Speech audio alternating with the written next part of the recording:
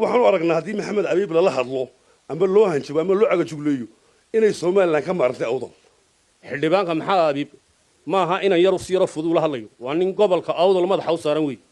madaxuu noo saran qaar ka mid ah dhalinyarada kala duwan ee ku nool magaalada Boorama ayaa waxay ka dareen celiyeen hadal maanta ka soo yeedhay xildhibaan Maxamed Abiib Yuusuf oo maanta warbaahinta la hadlay waxayna fariimo kala duwan u direen taliyaha ciidanka booliska Soomaaliland iyo sidoo kale madaxweynaha Soomaaliland Muuse Biixi Cabdi waxayna sheegeen waxa caawa halkan isku kaaya keenay ee uu qabanay shirka jiraahid marka aan mataqaanay aan ka faaloodo waxa weeyaan hanjabaadda ka soo yeedhay taliyaha ciidanka booliska jamhuuriyadda Soomaaliland waa taliyahayagii waana gonley waxa weeyaan xildhibaan ka soo jeeda gobolkan awdal oo magaciisa la yiraahdo Maxamed Abiib Yuusuf ninkaas beel ahaan samaroon ku kala baxaa beel ahaan anagu isku beelmani gobol ahaan baan isku gobolnahay balse mabda aan ka hadlaya waxay tahay gobol ahaan baan ka hadlaya qaran ahaan baan ka hadlaya waxaan u aragnaa anagu xildhibaankaasi inuu yahay xildhibaanka kaliya haata ee adkeeya ee fuliya dastuurka jamhuuriyadda Soomaaliland u yaala dastuurkuna malaha dad gaar ah aaminsan inay igu leeyihiin anu waxaan ka soo jeedaa ragii dastuurka qoran kamid ah barka Umar Xaaji Khayra la oranayaa beel naxariistay buugta iskuulka lagu qaato dugsiga hoose dhexe ilaa dugsiga sare uu ku qorayaa bahay xildhibaanku haddii habeenkan caawa ah madaxu diri lahayo xanuuno cidda loo haystaa waa caan xildhibaanku waa shakhsi ka tirsan jamhuuriyadda Soomaaliland xarigu uu qabtaa sharcigu uu qabtaa qalad hadduu galo dastuurka soo qabanaya qalad ku galay ku cadee taliye ku soo jooji maxkamadda hal xukumo waanu kugu hambalyeynaa hambalyaana kugu sii haddii laakiin sharciga la garab maro waxaan u aragnaa haddii Maxamed Abiib lala hadlo ama loo hanjabo ama loo cagajugleeyo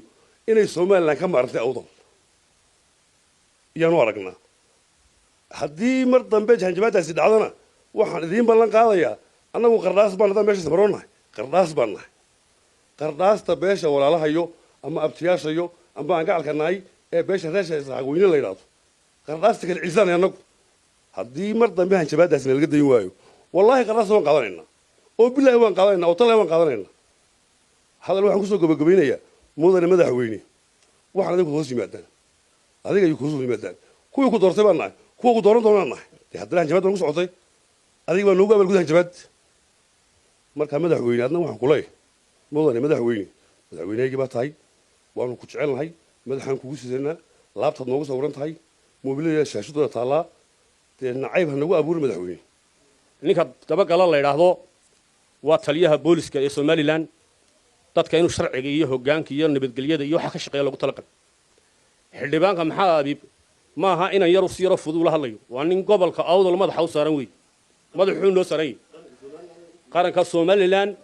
waa ninka ummadda shicibka ee dan yarta ninka u hadla weey haddii in moodayo taliyuhu dabagalay uu moodayo inan yar aan dhaqan la hadlayo waa nin nagu qaaliya maxaa abiib caadiga Soomaaliland goorta uu noqdayna ujeedadiisu waxay tahay maxaa abiib ma ahay waa gobolka awdal buu jeeda annagu marka gobolka awdal dhaliyartiisii haddaan nahay arrinka caddayntiisa waa looga fadhiyaa taliya sida ugu dhaqsaha badan leh haddii kale meeshu dee meel la wada leeyahay hadday tahay oo Soomaaliland la wada leeyahay ay tahay ya daweera sharciga lagu kala dambeeyaa lagu kala socdo haddii sharciga lagu kala dambeyn waayo heerde Maxamed Abiib oo saaka kale baan leen gobol ahaan iyo dhalinyar ahaan gobolka awdal annagoo ah taliyahan jananka ciidan booliska waxaan leeyahay dee raggu waa saddex marna waa nuur marna waa nal marna waa naaqus horta darajadii boolisnimo ee sharcinimadii boolisnimo waad ka dhacdan leeyahay Allah ku isalo bisha Ramadaan waayo sababta waxaad u fiirsan baad ka hadashay taasi waa ta labaad waxa weeye haddii aad qofkii sharci ku qabdo dawlad wadatiin oo baarlamaan wadatiin jaraa'id warqad inta u dirtaa loo yeeri karaa ama u yeeri karo wax lagu tusaa tusaalahan qofkii ooyayo dacwad dad u doonaayo inuu hanjab ya soddonkii sano mar bad looda baastada siisin xilligii baastada siinaysay baan u maleeyaa oo kowdhi looda baastada siinaysay shalay baan gaandhi iyo waxba ay garaacay laga ooyay maantana waa tan horta ninka hadalkiisa waxaan u arkayaa inuu dameer ninka dhacay ma dakramo hadduu waxayo meel buu la soo mari labeelata waayo sababtoo ah waa xagga xildhibaannimada waxa weeyaan dadka bini'aadanka baxsharkii wuxuu ku rooyaa dadnimo maantana dadnimada Soomaaliland inay jiriteen madaniin hoostiisa socotaad iyo doonaysa haddayna doonayn qofka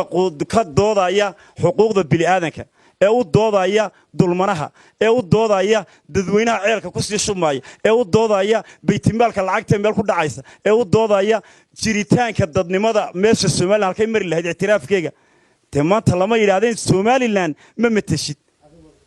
cadow baad ku tahay waa su'aal weyn oo madax daalinaysa dalal kasta oo shisheeye oo shari lacagina siiyeen way dhageysanayaan aadmiguna uu maqlayaa taasi waa marxaati waxad noogu tarteene iniga horta annaga wax noo tarteen janankaasi maanta wax weyn buu taray gobolka Awdal wuxuu ugu taray gobolka Awdal waa cadow buuri hayana loo qabin Maxamed Abiy 11 xildhibaan kalena ha u qabaan in cadowga labaad yihiin waa kow wasiirada codobka labaad yihiin ka u sharaxanay waxa la Soomaalidu waxay tiraahdaa in dameertii farsaha la daaqdaa inuu faras dhalays moodaa nin kastoo gobolka Awdal Hargeysa ka jooga inuu ereygaasi u yaalaha u yaqabo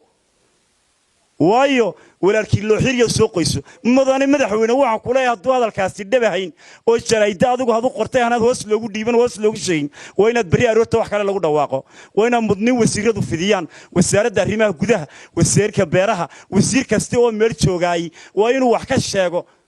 haddii kale aan musmuuhu wayahay walaalkii oo gacan la siiyay midda labaad waxaan la hadlayaa aan halkan kala hadlayaa falka lagu la kacay uu janaka boolisku kula kacay xildhibaanka ka soo jeeda gobolka Awdal namatala annaka una hadlaya xaqa iyo qaranka Soomaaliland kana hadlaya ninkii hadlaya hadii ee Soomaalidu waxa jiraada runta hadii afka la qabto xaqu kaliyo ka dilaacaye daba galo waxaan ku leeyahay halka waad ku gaftay abolojista dadka bixin weydeen jawaabteeda waad arki waxaana ku tusi wajigaad maanta ku hadlayso shaarkaad ku hadlayso raga ku xidhay inaanu nahay shaarka Maxamed Abiy xidhan yahayna qoodadu xidhay maaha waa ku dadkiisa loo xidhan gobolkan uu xidhay halkaana gobolkiisa geeyay qoodadu